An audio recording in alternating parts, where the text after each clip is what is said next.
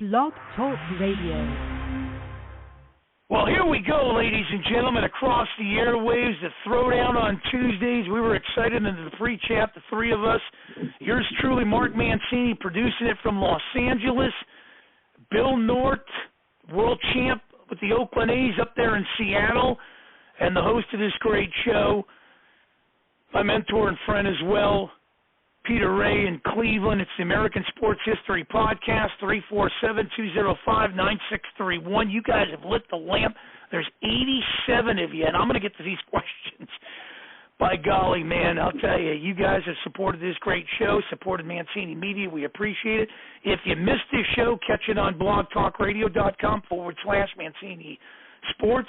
Podcast platforms where you subscribe to podcasts, powered now by Mancini Media. More of these guys, less of me. Let me lay the red carpet down, put the podium in its place, hand off the mic. Peter, first of all, how are you? Second of all, how can people get a hold of you? And third of all, you and Bill, every 2 weeks, it's so blessed to have you great guys in here. The listeners love you. Take it away. I'll man the board for you, my friend. Hi, Mark. I'm doing well. I have a YouTube channel. It's my name, Peter J. Ray, R-E-A, and you're absolutely right. Tonight's guest played Major League Baseball from 1971 to 1981 with the Chicago Cubs, Oakland A's, and L.A. Dodgers and San Francisco Giants. He won 2 World Series with the Oakland A's in 1973 and 1974, 395 career stolen bases, twice led the American League in stolen bases in 1974 and 1976. He was the first A's designated hitter. He won a National League title in 78 with the Dodgers. He led the American League 3 times in total chances per game, twice in putouts, first in assists from the outfield on double plays. And, it's amazing. I want the whole world to know about Bill North and the coolest team of all time, the Oakland A's from the early 1970s. Welcome to the show, Mr. Bill North. How are you, Peter? Oh, I'm doing well, very well. Yeah, like I said, now we stopped last time. We're moving through your career. We're talking about your teammates on the Chicago Cubs. What are your thoughts about Tommy Davis? Tommy Davis, rest his soul. He just passed. He's one of the nicest people, and he was another mentor to me. And he used to, whenever I saw him, he'd say, "Hey, baby." And I missed that. Yeah, Tommy. Yeah, just a wonderful bear of a man. Yeah. Rex from Pompano Beach, Florida. Bert Campaneris, Dave Concepcion, Derek Jeter, Alex Rodriguez. Who do you pick from all those 4, Bill? For shortstop? Shortstop. Jeter. Now moving on to you. Go ahead. Everybody. Right. It's pretty hard to pick. Yeah, I'd pick Campaneris. Well, I'm a 70s guy, so now move back to your Cubs teammates, Art Shamsky. Art Shamsky, good guy, love him. He was a nice guy in New York, come from the Mets over there, and we used to go to Pepitone's bar after a game. Mm-hmm. I think we talked about them last time, Peter. Uh-huh. Yeah. Dave Rosselló. David Rosselló, yeah. I remember we talked about him last time, but he's shortstop. We came up together. Good player.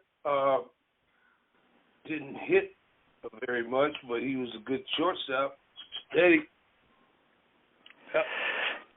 Tyler from Boulder, Colorado. Love the show, bringing back some nostalgia. The Swinging A's. How about Larry Walker? Matches arm with Roberto Clemente and Reggie Jackson. Larry Walker, Clemente had the best of all. Clemente threw like a telescope. It just kept stretching out. Great arm. Reggie had a decent arm. I think Larry Walker's was more accurate, but Reggie had a good arm. Nobody had no arm. Nobody had an arm like Clemente, though. That's not even fair company. Well, you had a good arm with all those assists from the outfield. You threw out a lot of guys trying to stretch, go from first to third, score from second, or score from third on a fly ball. Mm-hmm.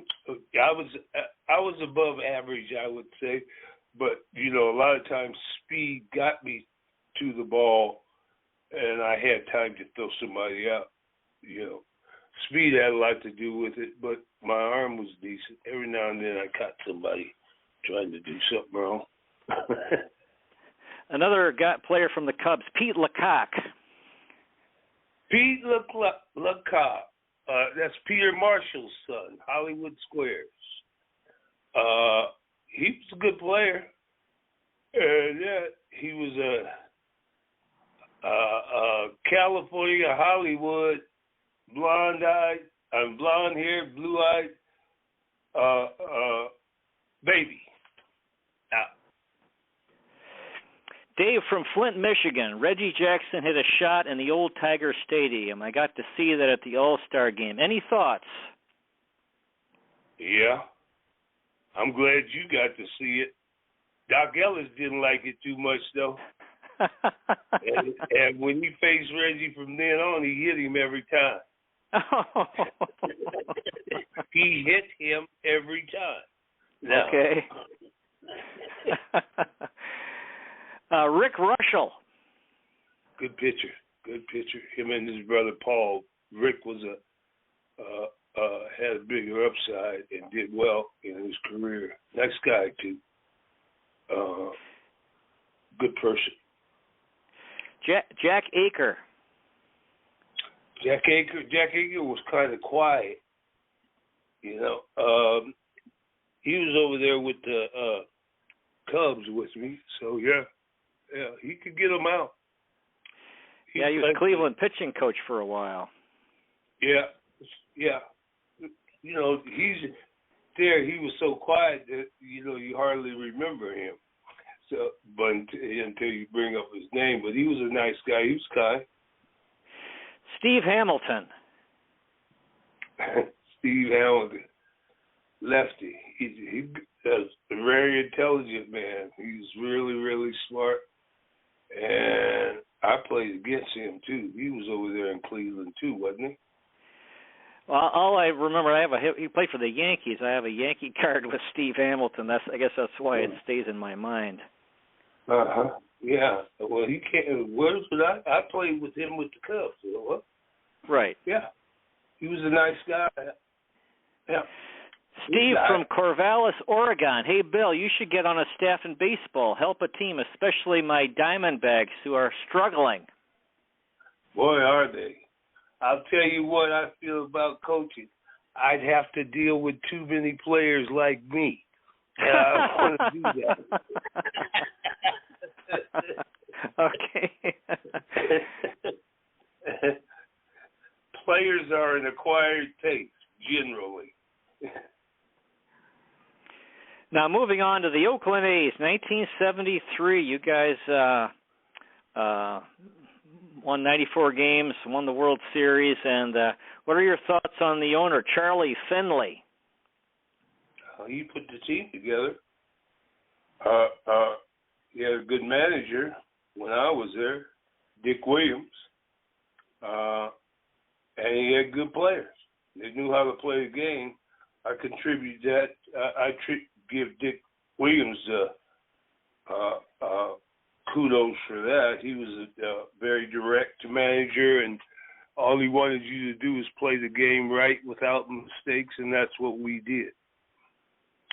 Taught me a lot. The players over there were really smart, and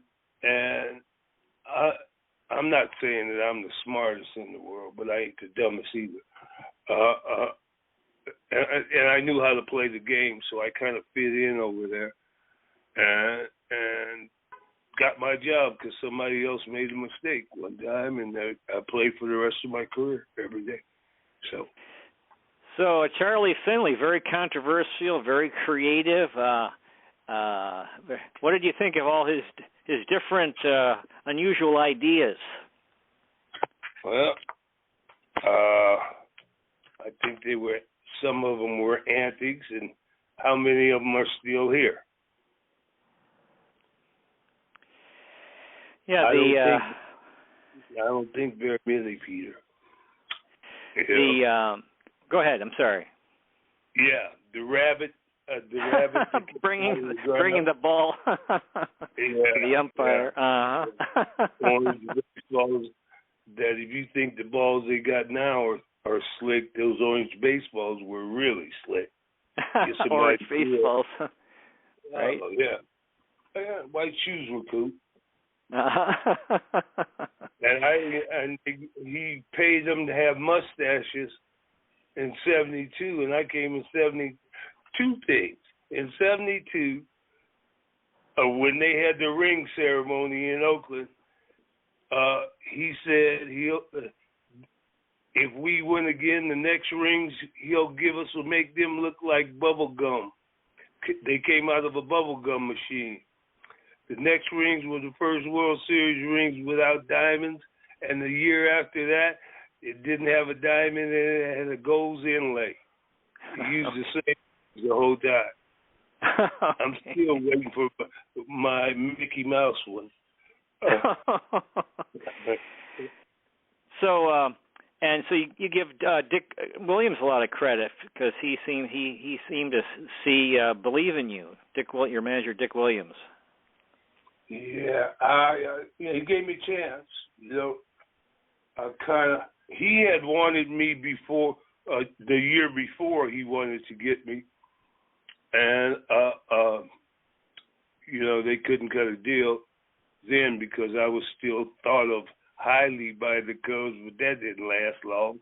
So, and then they gave me away for him. What was it? Who was Bob Locker? Bob Locker. Bob Locker ends up coming back to the A's. Yeah. Get him, Charlie. Yeah. Go ahead. I said, get him, Charlie. He took the Cubs for everybody. Cubs were a mark for him. Pitching coach Wes Stock. Wes Stock. Just spoke to him the other day. He's down there. He lives in Lakewood now, right south of Seattle. And just a wonderful man. And he has a wonderful wife. Her name is Bev. And she is one of the most wonderful people I've ever met. And really, really nice people right there. Yeah. Catcher Ray Fosse, who came from Cleveland. Rest his soul. He's gone too. Yeah. He ended up being the backup catcher when Claudel Washington came in, and they moved Rudy to first and Tennis behind the plate. But yeah, he did a good job. And what's that? I think he hit a home run in the World Series. 74, didn't he? Oh, could be. Gene Tenacci, also known as Gene Tennis, also known as Gino Tenacci. That's my boy. Gino's a good man. Gino was tough too, and good personality. He's one of the ones that whenever I see him or his wife, I smile, and that's about that's about a good compliment, and to be taken as a compliment, because I feel good whenever I see them. Yeah. Sal from Germantown, Pennsylvania. Here come the Phillies. Hey guys, any World Series predictions? I got Phillies and Astros. I'll take that. No, I'll take Dodgers and Astros. Yeah. No, yeah. I don't know. Now that we decided who's going to win, all we got to do is play the games, huh? Well, especially the Astros because of Dusty Baker. Yes, my brother. Yep. Yeah. They're doing pretty good. I'd rather be, what are they, 11, 12 games ahead? I'd rather be 12 games ahead than 12 behind. You can bet on that. Okay, the 73A, second baseman Dick Green. He couldn't run, he couldn't throw, he couldn't hit, but whenever there was a play to be made, he made it. Offense and defense. He was a winner and was a very, very intelligent ball player and knew where to play. Shortstop Bert Campaneris. Gamer comes to play.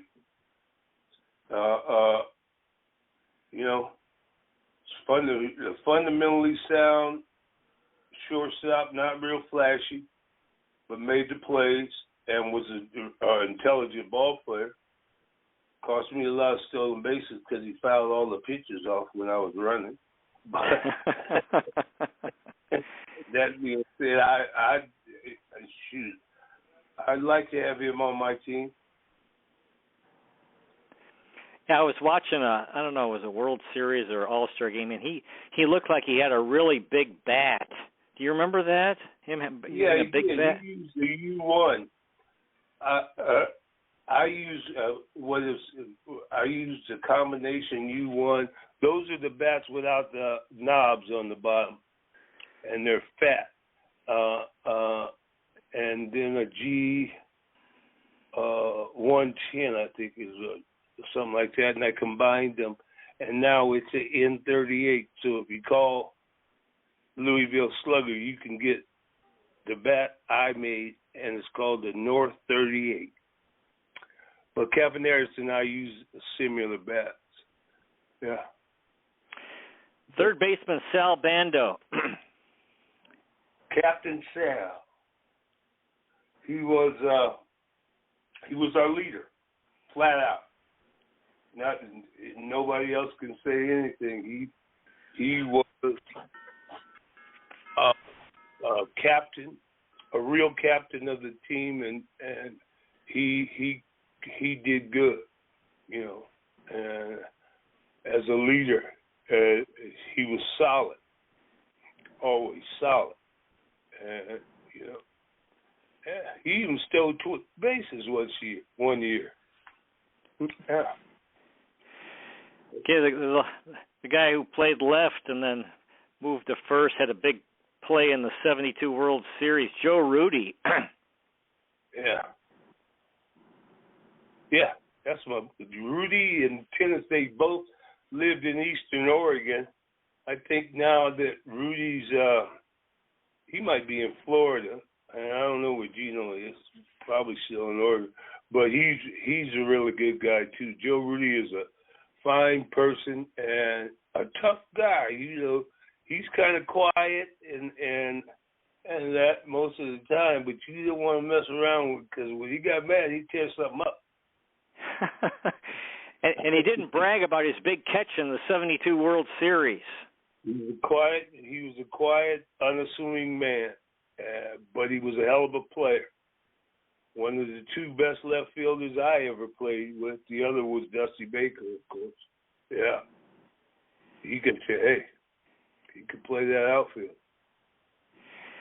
And then the guy, he was the straw that stirred the drink, Mr. October, right fielder Reggie Jackson. Yeah. When everybody was watching, and they got all the cameras and all the lights and all of that, best ball player I ever saw. Big money right there. Big hitter. Yeah. Wasn't afraid of the lights. Yeah, I guess no one will ever forget the 3 home runs in the final game of the 77 World Series at Yankee Stadium.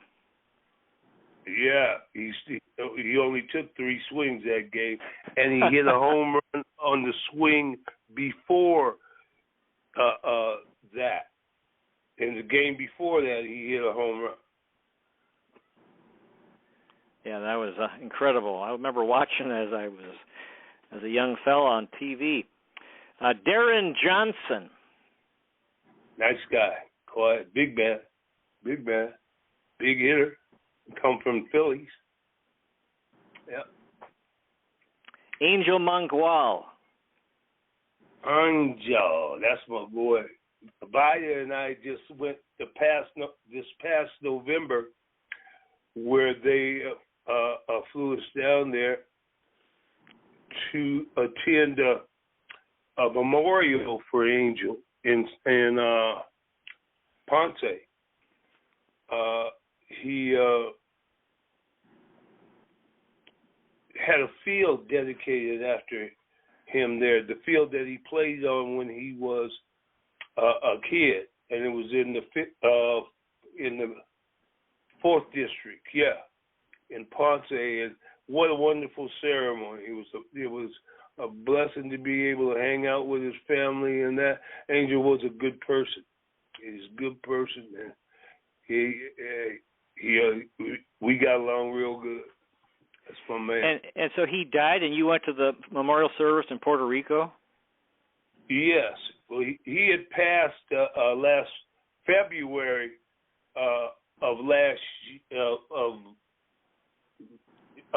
21, and we went down there in late October or November of 21. Oh, you had a bunch of guys. Came down, teammates. Well, some of them were already down there. But pretty much just me and Vida really flew in. Yeah, and because we were close to Angel, he was Vida's roommate, and if I wanted to get in trouble, I could go to their room. Yeah. Eric from Visalia, California. Hey, Bill, who was the guy you patterned yourself after playing baseball? Well, when I was a kid, my idols were Mickey Mantle and Hank Aaron. But, I wasn't very good. I wouldn't blame that on anybody. When I was coming up, I was always the 3rd or 4th best player on the team. But things came together. But my idols were Hank Aaron and Mickey Mantle. After they played 2 years in a row in the World Series, I said I want to do that. God bless me. Ted Kubiak. Good guy. The first cog in dismantling the machine. Teddy was a good player. And all 25 men on that team had a job, and he did his as well as anybody. He was a utility infielder and designated bunter when we needed to move a man. And he always did his job. And so I believe you said that Charlie Finley let him go, and you felt that was a big loss? Yeah. I felt it was the initial dismantling of the machine because he fit in so well and he did so well. He was steady and always did his job. Yeah. Billy Conigliaro. Yeah. He ended up being the backup behind me. Well, Angel was and stuff. He's a good guy. Yeah. Yeah, but he did all right. He was there, and I don't mean to be demeaning. You said that he was playing. Was he playing center, and then he missed the cutoff man, and then he. No, that was Angel that missed. Oh, that was Angel Mangual. Okay. Arrow started the season out there because Charlie had traded for him, and he told Dick Williams that to let Conigliaro play rather than me. And so that's what he did. And after about a month, I was a center fielder. The rest is history. Jesus Alou. Booga! Boogaloo. Oh, yeah, good man. Wonderful man. Brings light and shine to any situation. He's a big personality, and he brings a lot of joy and positivity to situations. Yeah, good man. Yeah, amazing. Those three brothers, Matty, Felipe, Jesus. I remember I got a Jesus Salute card. I'd never known of anyone named Jesus, or I thought, oh, Jesus.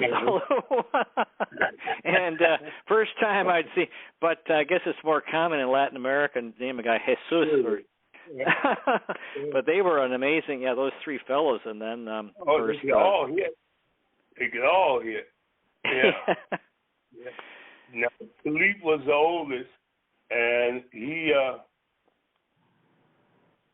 and Matty was the middle brother, and Jesus was the youngest, and that's pretty much how it worked in my family. I was the youngest, but Philippe was they're all gentlemen, all of them. Mike Hegan. Nice guy. He came from Cleveland. He had a dad named Jim. Didn't Jim? Yeah.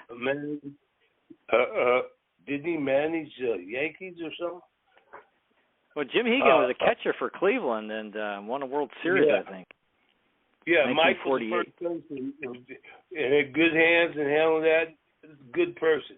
It's funny how all of these guys, when I look back at them, because we didn't really have a lot of trouble, despite what people thought. Personalities. It wasn't a real good place for a shrinking violet. You could bet on that.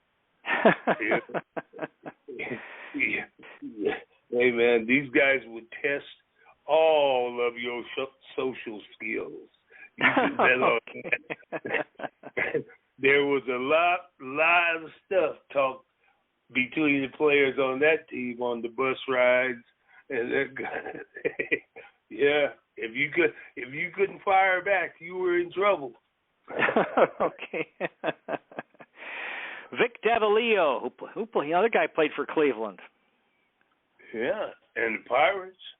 Yeah. Yep. Yeah, Vic Davalillo. Him and Matty, gosh, they were both leading the league over there at one time, didn't they? Yeah, he had a high average. You're right. Yeah, but they were same kind of similar players. Yeah.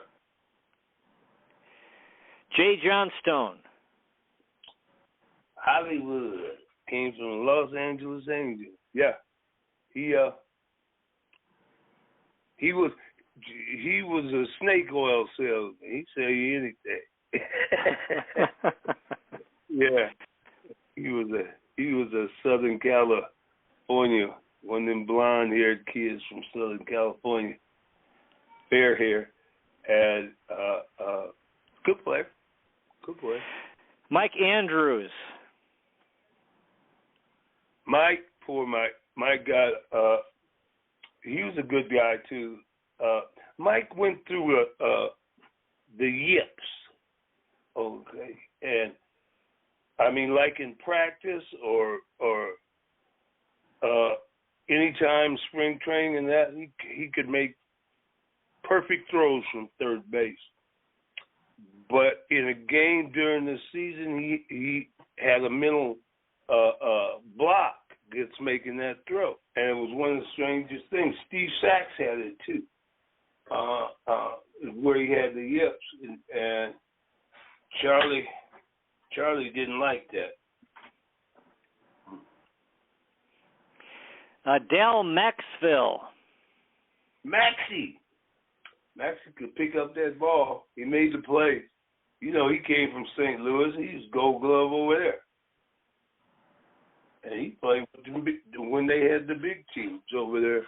But he was a good guy. He make you laugh and competitor, big time, and that. But we had a shortstop. His name was Campaneris. Well, the time has flown by. Our guest has been Mr. Bill North, who played Major League Baseball from 1971 to 1981. I'm sorry? You getting rid of me that soon? Yeah, half an hour goes quick. So I'm glad you're willing to come on every 2 weeks. Anyway, Bill North, our guest, is Major League Baseball player from 1971 to 1981, won 2 World Series with the Oakland A's 1973-74. And it's I want the whole world to know about Bill North and you guys. The coolest team of all time, my opinion. The Oakland A's from the early 1970s won 3 straight World Series, and you were an important part of that team as a leadoff hitter, center fielder, stealing a lot of bases, and kind of running balls down and out in the outfield and throwing guys out trying to advance. Bill, do you have any final thoughts tonight for our audience?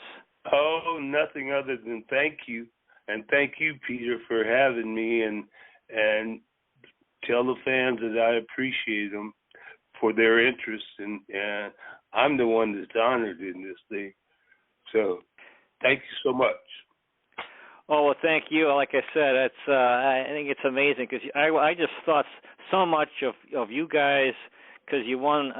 You were so cool and winning. Not only won the World Series 3 times in a row, but the uniforms, the yellow and green, and the mustaches, and the personality. So entertaining, really cool. So that's why I think it's just amazing having you on. That you're willing to keep coming on. This is the 3rd time, and we'll hopefully many more times. And hopefully, as time passes, more and more people will know about you and about the coolest team of all time. So thanks so much, Bill, for coming on the show tonight. Thank you, Peter. Thank you, fans. I enjoy you. Well, wonderful, wonderful, wonderful. Dear listeners, next week we're going to have Scott Howard Cooper, the author of the book biography of Steve Kerr, basketball player and coach, which came out last year. In 2 weeks we'll have an archive show, and in 3 weeks we'll have Bill North again. Dear listener, may the road rise to meet you. May the wind be at your back. May the sun shine warm upon your face and rains fall soft upon your fields. And until we meet again, may God hold you in the palm of his hand. Good night, everybody. Thanks again, Mr. Bill North.